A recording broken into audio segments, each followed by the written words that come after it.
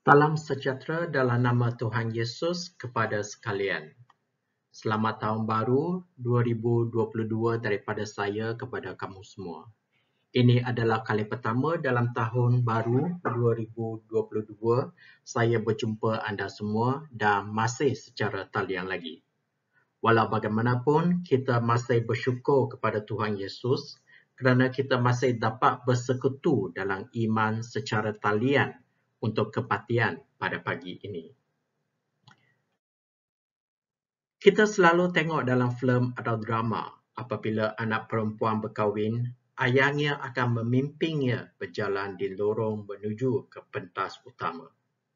Dalam gereja dan di hadapan semua ahli keluarga dan rakan-rakan mereka, dalam kasih sayang yang melimpah antara satu sama lain, dia dan suaminya menjanjikan kesetiaan eksklusif. Mereka membuat perjanjian cinta. Ia adalah majlis yang penuh dengan suasana cinta. Perjanjian antara dua orang atau dua pihak adalah membuat kontrak rasmi. Membuat perjanjian adalah perkara yang lumrah atau biasa di zaman purba. Perjanjian selalunya dimentari dengan satu tindakan yang meyakinkan seperti pengorbanan darah haiwan seperti buron, kambing atau lembu. Idea perjanjian adalah sangat penting dalam Alkitab orang Kristian sehingga dua bahagian itu dipanggil perjanjian lama dan perjanjian baru. Bahasa Latin iaitu testament untuk maksud perjanjian. Walau bagaimanapun, perjanjian baru berbeza daripada perjanjian lama. Kedua-dua perjanjian itu datang daripada kasih Tuhan yang melimpah kepada kita. Ia adalah satu tradisi bagi gereja Methodist di mana pada kebaktian pertama dalam Tahun Baru, semua penganut disarankan untuk membuat atau memperbarui perjanjian mereka dengan Tuhan. Hari ini, marilah kita melihat petikan dari buku Nehemia bab 9 keseluruhannya, ayat 1 hingga 37. Agak panjang, tetapi renungkan apa yang dicatatkan dan cerminkan kepada diri kita sendiri. Marilah kita berdoa. Tuhan Yesus yang teramat mulia dan penyayang, utuskanlah Roh Kudus-Mu bersama kami pada pagi ini. Semasa kami membaca Alkitab, bantulah kami untuk mendapat pencerahan dan bimbingan-Mu untuk mengelami hati kami. Bantulah kami untuk melihat salah silap kami dan berikanlah kami petunjuk dan kekuatan, pendirian dan iman untuk memperbaikinya agar kami soleh di hadapan-Mu. Dalam nama Tuhan Yesus kami berdoa. Amin.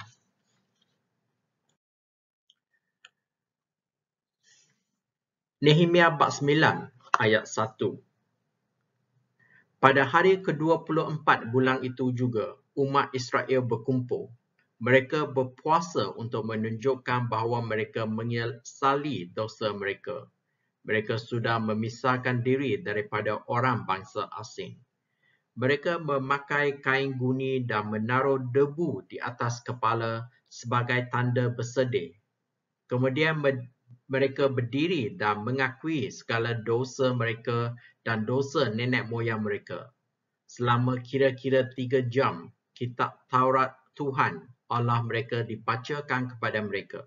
Dan selama 3 jam berikutnya, mereka mengakui dosa dan menyembah Tuhan, Allah mereka. Di situ ada pentas yang disediakan untuk orang Lewi, Yesua, Bani, Kadmiel, Sebanya, Buni, Serebia, Bani dan Kenani berdiri di atas pentas itu. Mereka berdoa kepada Tuhan, Allah mereka dengan suara nyaring. Ibadat pada hari itu dimulakan oleh orang Lewi yang berikut: Yesua, Kadmiel, Bani, Hasabneya, Serebia, Hadia, Sebanya dan Petaya. Mereka berkata, marilah berdiri dan memuji Tuhan Allah kita. Pujilah Dia selama-lamanya. Pujilah nama-Nya yang penuh kemuliaan, nama yang lebih agung daripada segala pujian. Ayat 6. Selepas itu umat Israel berkata demikian, Ya Tuhan, Engkaulah satu-satunya Tuhan. Engkau menciptakan bintang dan seluruh angkasa. Engkau menjadikan darat dan laut serta segala isinya. Engkau memberikan hidup kepada semuanya. Segala kuasa di langit bersembah sujud kepadamu. Mereka berlutut dan tunduk kepadamu. Ya Tuhan Allah, Engkaulah yang memilih Abram dan memimpinnya keluar dari Ur di negeri Babilonia. Engkau mengubah namanya menjadi Abraham. Engkau mendapati dia setia kepadamu, lalu engkau membuat perjanjian dengannya. Engkau berjanji untuk memberi dia negeri orang Kanan, negeri orang Het dan orang Amori, negeri orang Feris, orang Yebusi dan orang Gigasi, untuk menjadi tempat tinggal keturunannya. Engkau menepati janjimu kerana engkau adil dan setia. Engkau nampak nenek moyang kami menderita di Mesir. Engkau mendengar seruan mereka meminta tolong di Laut Gelaga. Engkau melakukan mukjizat yang luar biasa untuk melawan raja, pegawai dan rakyat raja. Kerana engkau tahu bagaimana umatmu ditindas oleh mereka. Oleh itu, engkau termasyur sehingga hari ini. Engkau membelah laut untuk membuat jalan bagi umatmu ke seberang. Engkau menghantar mereka ke seberang melalui dasar laut yang kering. Orang yang mengejar mereka lemas di lautan dalam. Mereka seperti batu yang tenggelam di laut yang seram. Engkau memimpin mereka dengan tiang awan pada siang hari.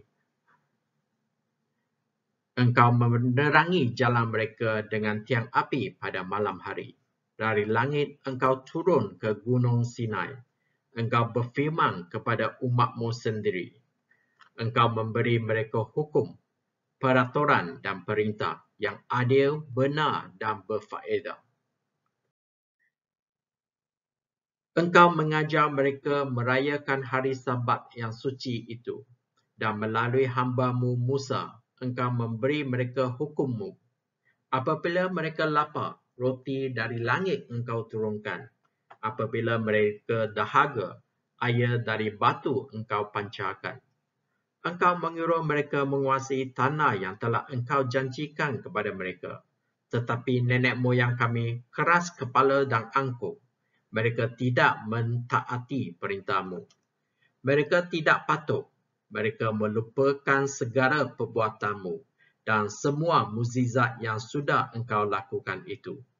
Dengan angkuh, mereka memilih seorang ketua untuk membawa mereka ke Mesir dan menjadi hamba semula. Tetapi engkau Allah yang mengampuni, engkau panjang sabar, berbelas kasihan dan pengasih. Rahmat-Mu besar dan engkau tidak meninggalkan mereka. Mereka membuat berhala berbentuk anak lembu, lalu berkata bahawa berhala itu memimpin mereka keluar dari Mesir.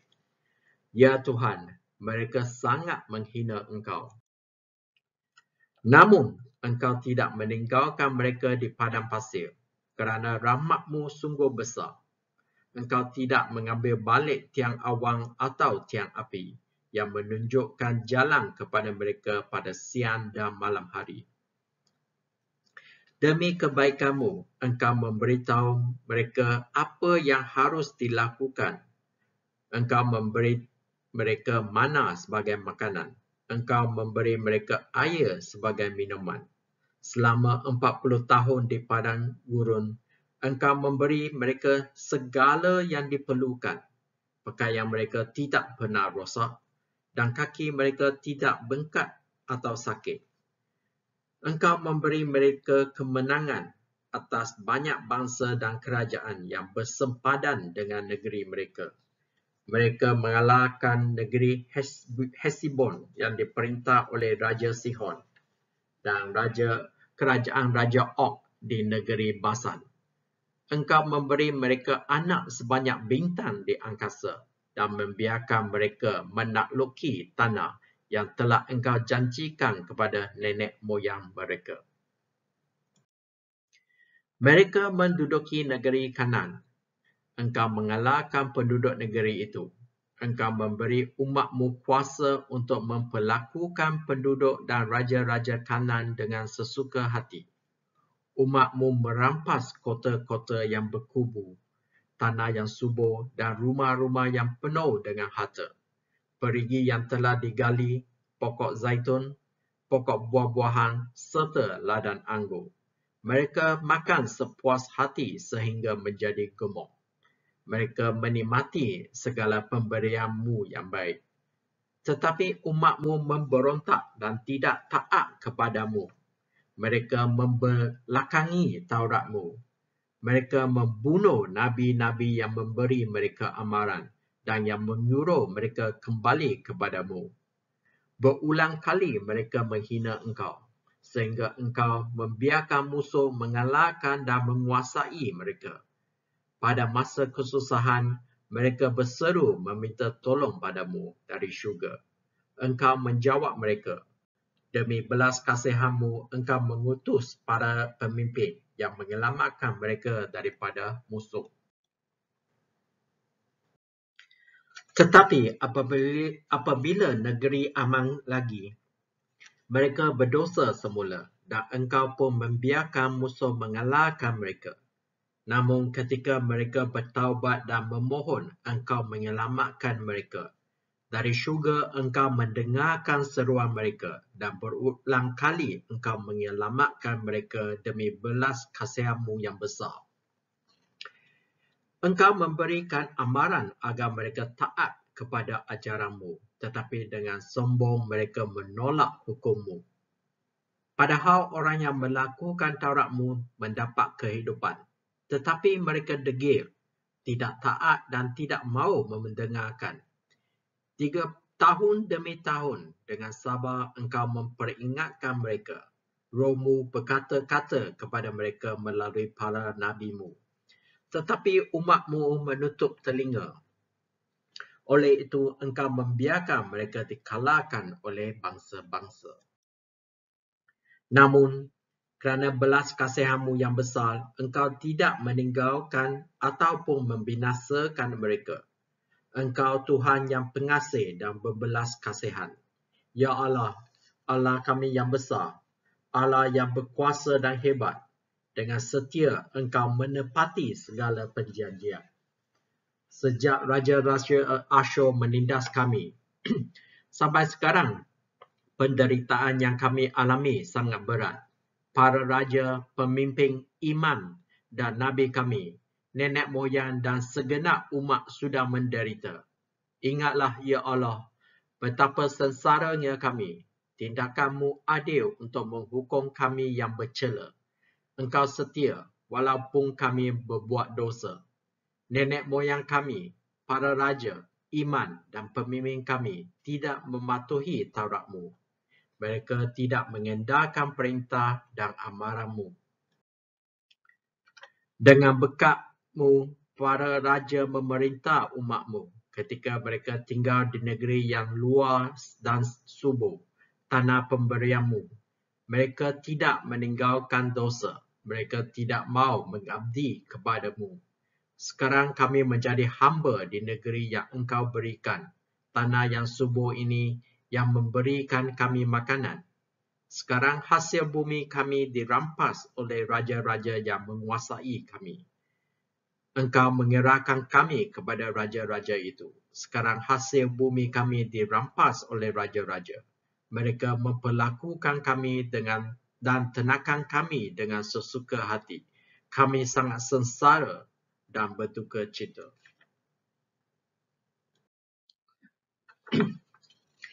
Merenung kita pada tahun 2021 yang baru saja berlalu. Adakah anda pernah mendapati diri anda berada dalam keadaan terdesak, menangis kepada Tuhan untuk meminta pertolongan dan membuat pelbagai jenis janji tentang apa yang akan anda lakukan jika dia menjawab doa anda. Kemudian, apabila Tuhan menjawab, anda lupa dan mula hanyut darinya semula. Sejarah umat Tuhan sangat serupa. Apabila Tuhan memberkati kita, kita boleh menjadi leka, mula berkompromi dan jatuh ke dalam dosa. Kemudian kita berseru kepada Tuhan dan Dia menyelamatkan kita dan mengasihani kita. Kemudian kita menjadi leka semula. Sudah tentu, kadang-kadang saya mendapati ini menjadi corak dalam hidup saya sendiri. Tetapi ini bukan cara hidup kita yang sepatutnya. Tuhan membuat perjanjian dengan umatnya, bermula dengan Abraham dalam ayat 8. Ia adalah perjanjian cinta dalam ayat 32. Dia berjanji untuk menyediakan roti dari syurga untuk kelaparan mereka dan air dari batu untuk kehausan mereka dalam ayat 15. Tuhan mahu mereka hidup dengan iman dalam peruntukannya. Tuhan mahu anda percaya kepadanya. Buat keputusan hari ini untuk tidak risau tentang hari esok. Percayalah kepada Tuhan untuk menyediakan keperluan untuk anda setiap hari, sehari demi sehari. Tuhan tidak hanya mengasihi anda. Cinta Tuhan untuk anda berlimpah-limpah. Dia menyayangi anda seolah-olah hanya ada anda seorang sahaja untuk dicintai. Tembok telah dibina semula. Hukum-hukum Allah telah dibacakan. Sekarang orang ramai mengenali kasih Tuhan yang melimpah ruah dan perjanjian kasih-Nya kepada mereka. Mereka sedar bahawa Tuhan telah memberkati mereka dengan cara yang luar biasa. Namun, apabila mereka memikirkan tentang kehidupan mereka sendiri, mereka melihat betapa tidak layaknya kehidupan mereka itu. Mereka datang bersama-sama dengan puasa dan solat. Mereka berdiri dan mengaku dosa dan kejahatan mereka dalam ayat 2. Mereka membaca dari kitab Taurat Tuhan mereka selama 1/4 hari atau 3 jam dalam ayat ketiga. Tidak syak lagi, ketika mereka mendengar Taurat Tuhan, dosa-dosa mereka didedarkan. Mereka menghabiskan 1/4 hari lagi dalam pengakuan dan dalam menyembah Tuhan, Allah mereka. Doa mereka adalah satu contoh yang baik untuk kita. Ia bermula dengan ibadah. Setelah memuji Tuhan kerana kasih-Nya yang berlimpah-limpah dalam penciptaan, mereka memujinya kerana kasih-Nya yang berlimpah-limpah dalam sejarah. Mereka mengingati perjanjian kasih dan kesetiaan-Nya kepada Abraham, Musa dan umat-Nya. Mereka ingat kembali bahawa di sebalik semua kasih sayang dan kemurahan Tuhan yang melimpah ruah, mereka bersikap sombong dan keras kepala dan tidak mahu patuh. Kadang-kadang seperti mereka, saya gagal untuk mengingati mukjizat yang Tuhan telah lakukan di kalangan kita. Namun kasih Tuhan melimpah. Tuhan yang mengampun, pemurah dan penyayang, sangat sabar dengan kasih sayang yang banyak. Belas kasihan yang menakjubkan, menunjukkan kepada mereka jalan yang betul untuk diikuti. Engkau memberi mereka Roh-Mu yang kudus untuk mengajar mereka. Engkau tidak pernah berhenti. Engkau menyokong mereka. Mereka bergembira dalam kebaikan-Mu yang berlimpah-limpah. Seperti dalam ayat 17 hingga ke-25. Semasa mereka berlatih sejarah mereka, corak yang sama diulangi berulang kali. Tuhan memberkati mereka. Kemudian,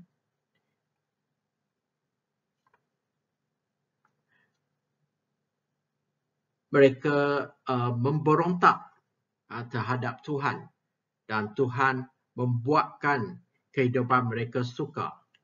Tetapi apabila mereka berseru meminta pertolongan dalam kesusahan, kau mendengar dari syurga. Tetapi sebaik saja mereka mudah sekali lagi, mereka kembali melakukannya, lebih jahat lagi.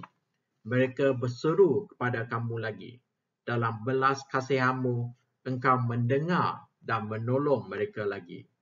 Engkau tidak meninggalkan mereka dan untuk selama-lamanya. Ya, engkau adalah Tuhan yang pengasih dan penyayang, setia dalam perjanjian dan kasih.